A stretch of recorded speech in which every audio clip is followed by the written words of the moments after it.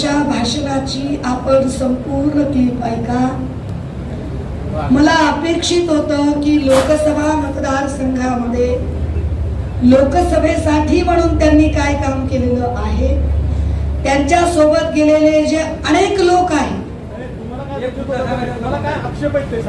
माझे आक्षेप मी स्पष्टपणे सांगते की जे लोक इथे सांगतायत की आम्ही कोणतरी औरंग्याची कबर असेल आणि औरंग्याची कबर सजवली आणि याने कबर सजवली, त्याने कबर सजवली, उभाटाने कबर सजवली, हे असले बालिश आणि बाष्कल मुद्दे मुख्यमंत्र्यांनी काढू नये.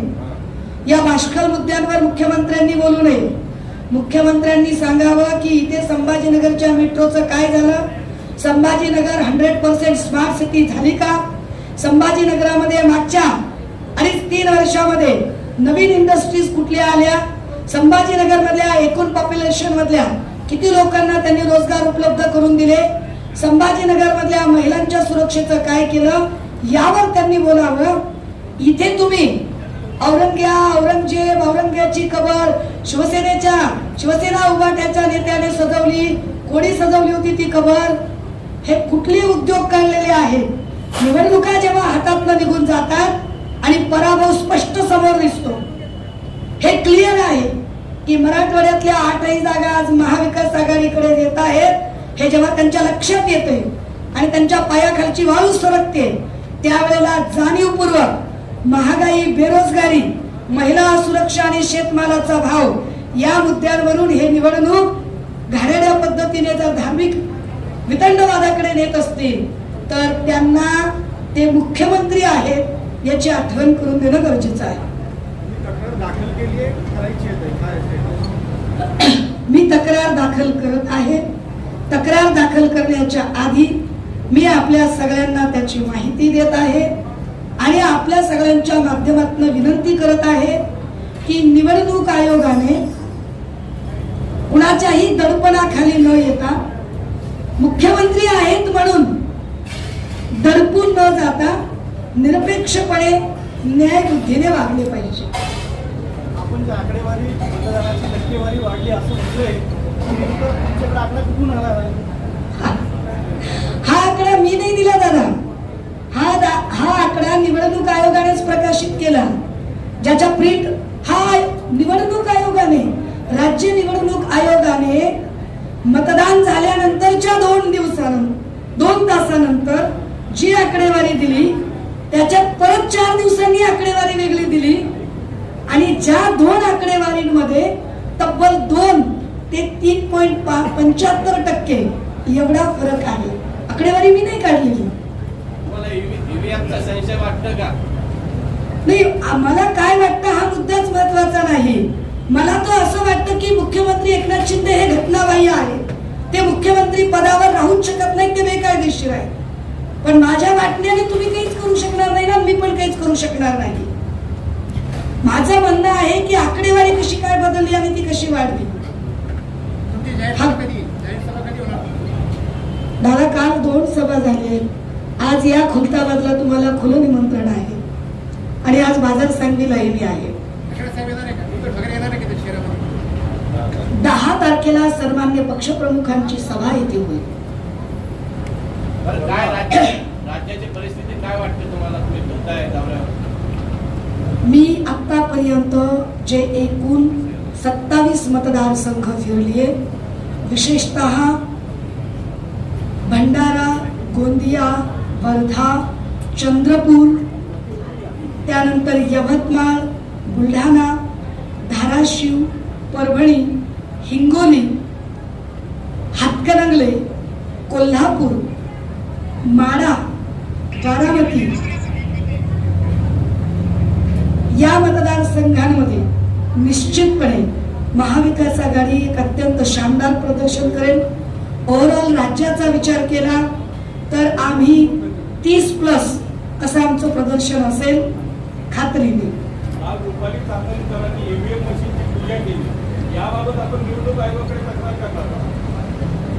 काल जे त्यांनी जी काही थेरं आणि नाटकं केली, तोंडात फुले शाहू आंबेडकरांचं नाव, म्हणजे आता काय उनका बस चले तो तिकडे त्यांनी सत्यनारायणाची पूजाही घालून मोकळ्या झाल्या असत्या. असं मला त्याच्यात काही जायचं नाही.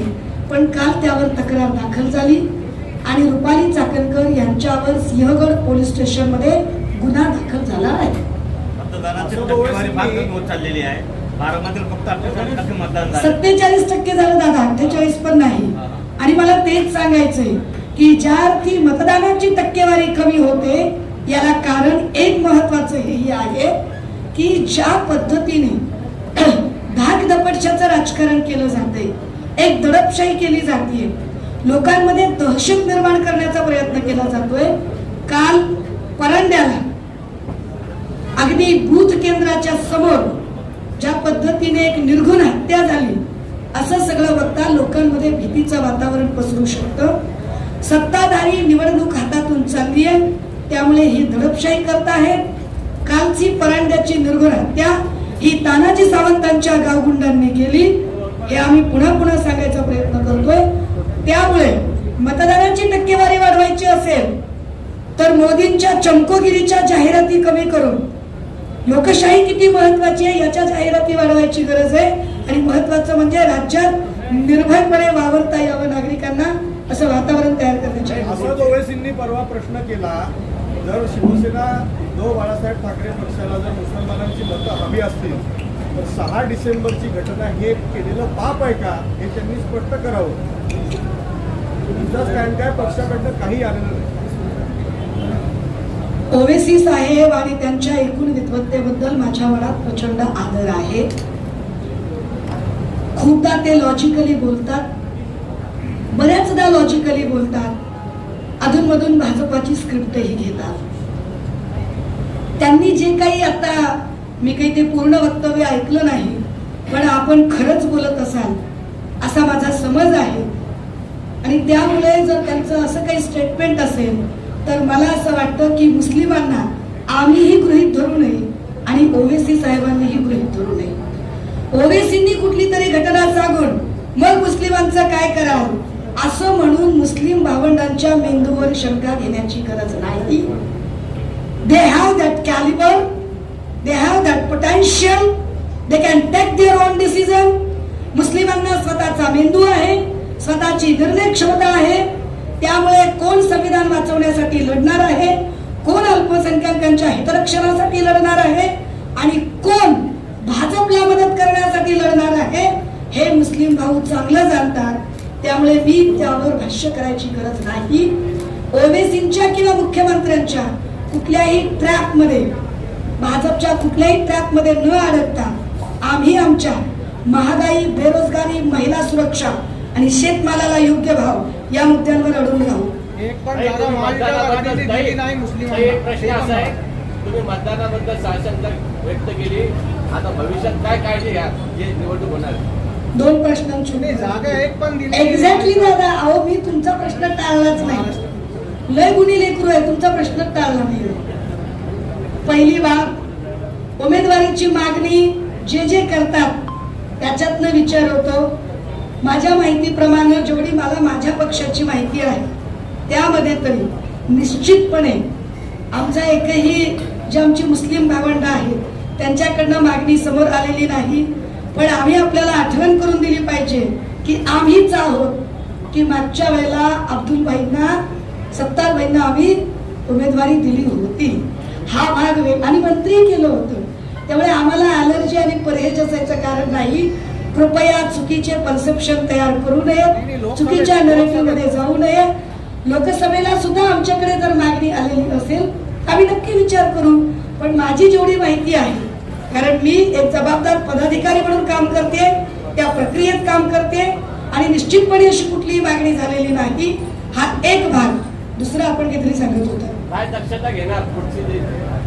दक्षता विरोधकांनी घेण्यापेक्षा दक्षता सत्ताधाऱ्यांनी घेण्याची जास्त गरज आहे. पोलीस खातं सत्ताधाऱ्यांकडे आहे. इथे पोलिसांच्या समोर जर नितेश राणे जाहीरपणे सांगत असेल की काय व्हिडिओ रेकॉर्ड करायचे ते करा, फार तर व्हिडिओ रेकॉर्ड करून आपल्या बायकोला नेऊन दाखवाल आणि त्यावर एकही जण 353 नितेश राणेवर दाखल करत नसेल किंवा देवेंद्र फडणवीस या विधानाची दखल घेत नसतील तर याचा अर्थ सरकार प्रायोजित बेबंदशाही चालू आहे. ही बेबंदशाही रोखण्याचं काम सरकारचं आहे. टक्के बंद आहे या शहरात, बेरोजगार लोक जास्त होत राहिले. कोणाचं राज्य आहे? कोण जबाबदार कोण आहे? नाही, राज्य कोणाच आहे? ते राज्यकर्ते जबाबदार आहे, मुख्यमंत्री जबाबदार आहे, उपमुख्यमंत्री जबाबदार आहे. आणि तुम्हाला हे सांगतो की केंद्र सरकार पण जबाबदारी आहे. पाणी पुरवठा त्या ठिकाणी मी आता परत एकदा सांगतो तुम्हाला आणि सगळ्यांना मी बोलतो, पाण्याची योजना केंद्र सरकारकडनं, काँग्रेसच्या सरकारकडनं मी आणली समांतर जलवाहिनी. केवढ्याची होती? 792 कोटीची होती. PPP मधली ती होती, पब्लिक प्रायव्हेट पार्टनरशिप. ती यशस्वी करण्यासाठी आम्ही खूप धडपड केली आणि त्या योजनेसाठी काँग्रेस गव्हर्नमेंटमध्ये स्वतः शरद पवार साहेबांनी प्रधानमंत्र्यांबरोबर बैठक लावून ती त्या ठिकाणी केली. जयपाल रेड्डी असेल, बाकी मग इतर असतील, सर्वांचं त्या ठिकाणी मी सांगतो कमलनाथ त्यांनीही दिली. योजना सुरू झाली. PPP म्हटलं तर ते इन्व्हेस्टर वगैरे सगळे असतात, त्यावर महापालिकेचा 1 लाख पैसा पण लागला होता. पण हे असताना सुद्धा काही लोकांनी, म्हणजे तुम्हाला सांगतो काही मीडिया NGO, काही सनदी अधिकारी, भाजप आणि MIM या लोकांना वाटलं की शिवसेना ते क्रेडिट मिळेल म्हणून त्यांनी ती योजना बंद पाडली. आजचं काय झालं? ती योजना 792 म्हणजे 800 कोटीची असेल, पण आज मात्र त्या ठिकाणी 2800 कोटीपर्यंत गेली. 2000 कोटी रुपये जास्त लागले. याला कोण जबाबदार आहे? बरं, अजून वेळ पण लागला. जर ती योजना आमची समांतर जलवाहिनी पूर्ण यशस्वी झाली असती तर तुम्हाला सांगतो 3 वर्षापासून तुम्हाला पाणी मिळालं असतं. पण हे मुद्दाम मिळू दिलं नाही. हा माझा त्या ठिकाणी खूप राग या लोकांवर आहे, कारण मी खूप कष्टाने ती योजना आणली होती केंद्र सरकारकडनं, काँग्रेस गव्हर्नमेंटकडनं आणली होती आणि ती होऊ दिली नाही. त्यामुळे माझ्या समाजावर शहराला पाणी मिळत नाही, हा हे दुःख मला त्या ठिकाणी झालेलं आहे. आणि अजून काय दिसत आहे तुला? नाही सर, ठीक आहे, सांगतो मी. दानवे साहेब दौऱ्यावर गेलेले आहेत. आमचे सगळ्यांचे दौरे झाले. मी आदरणीय ताईंच्या बरोबर त्या ठिकाणी याच करता आलो, कारण संध्याकाळच्या 2 सभा आहेत, त्या सभा आणि उद्याची परवाची तयारी आम्हाला करावी लागते. पण मुद्दाम खोचकपणा केली विचारू नका. दानवेची सभा संध्याकाळी तू प्रेमी जरी म्हणते त्या मला याचं फार कौतुक वाटतं बरं का, म्हणजे तुम्हाला सगळ्या पत्रकारांचं. तुम्ही छान आहे, म्हणजे खेचता ही चांगली गोष्ट आहे. तुम्ही विचारलं पाहिजे, तुम्ही ग्रिल केलं पाहिजे आणि तुम्ही जितकं ग्रिल कराल तितकं आम्हालाही कस देऊन त्याची उत्तरं देता येते. पण मला प्रश्न कधी कधी असा पडतो की चला एवढे आमच्या सभा झाल्या, म्हणजे आदित्यजींची सभा झाली, माझी सभा झाली, दानवे साहेब सभा घेत आहेत, वरुण भैया येऊन गेले.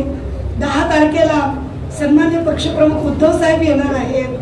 संदीपान भुमरेच्या सभेसाठी भाजपचा कोणता नेता आला? कोण आलं बरं अजितदादांकडून? काही संदीपान भुमरेची सीट सोडून दिली आहे का त्यांनी? किती आलबेल आहे महायुतीत? दादा, ह्याच्यावर पण एकदा प्रश्न विचारावं. कदाचित तुमची बहीण म्हणून विनंती आहे, जसे आम्हाला तुम्ही ग्रिल करता ना, एकदा ग्रिल करा तुम्ही. कदाचित तुम्हाला पाठिंबा असेल मागून भाजपचा. नाही, मला तर तुमचा सुद्धा पाठिंबा आहे. मला खात्री आहे की पत्रकार म्हणून तुम्ही ते काही जरी बोललात तरी तुमच्या आतला माणूस म्हणून तुम्ही सुद्धा निश्चितपणे 13 तारखेला मशालच पेटवणार आहात. मला खात्री आहे तुमच्याकडून सुद्धा. आम्ही साक्षीदार आहे.